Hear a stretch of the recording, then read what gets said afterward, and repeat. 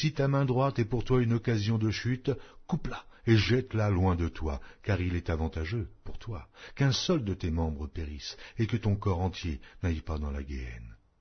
Il a été dit que celui qui répudie sa femme lui donne une lettre de divorce.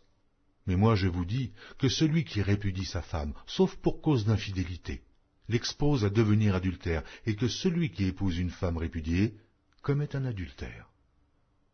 Vous avez encore appris qu'il a été dit aux anciens, « Tu ne te parjureras point, mais tu t'acquitteras envers le Seigneur de ce que tu as déclaré par serment. » Mais moi, je vous dis de ne jurer aucunement, ni par le ciel, parce que c'est le trône de Dieu, ni par la terre, parce que c'est son marchepied, ni par Jérusalem, parce que c'est la ville du grand roi. Ne jure pas non plus par ta tête, car tu ne peux rendre blanc ou noir un seul cheveu.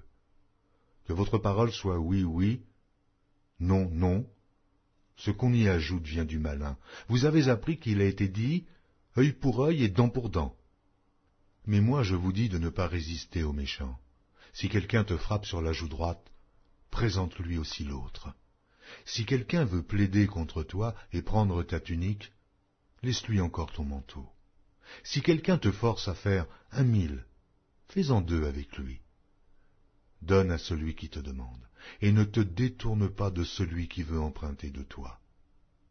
Vous avez appris qu'il a été dit, tu aimeras ton prochain, et tu haïras ton ennemi. Mais moi, je vous dis, aimez vos ennemis, bénissez ceux qui vous maudissent, faites du bien à ceux qui vous haïssent, et priez pour ceux qui vous maltraitent et qui vous persécutent, afin que vous soyez fils de votre Père qui est dans les cieux, car il fait lever son soleil sur les méchants et sur les bons, et il fait pleuvoir sur les justes et sur les injustes.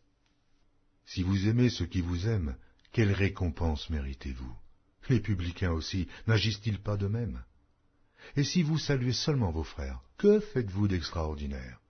Les païens aussi, n'agissent-ils pas de même? Soyez donc parfaits, comme votre Père céleste est parfait. Matthieu, chapitre 6. Gardez-vous de pratiquer votre justice devant les hommes pour en être vus, autrement vous n'aurez point de récompense auprès de votre Père qui est dans les cieux. Lors donc que tu fais l'aumône, ne sonne pas de la trompette devant toi, comme font les hypocrites dans les synagogues et dans les rues, afin d'être glorifiés par les hommes. Je vous le dis en vérité, ils reçoivent leur récompense. Mais quand tu fais l'aumône, que ta main gauche ne sache pas ce que fait ta droite, afin que ton aumône se fasse en secret, et ton Père, qui voit dans le secret, te le rendra. Lorsque vous priez, ne soyez pas comme les hypocrites qui aiment à prier debout dans les synagogues et au coin des rues pour être vus des hommes. Je vous le dis en vérité, ils reçoivent leur récompense. Mais quand tu pries, entre dans ta chambre, ferme ta porte et prie ton Père qui est là, dans le lieu secret.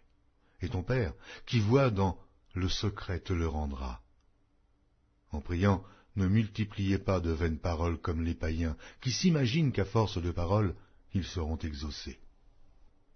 Ne leur ressemblez pas, car votre Père sait de quoi vous avez besoin avant que vous le lui demandiez. Voici donc comment vous devez prier.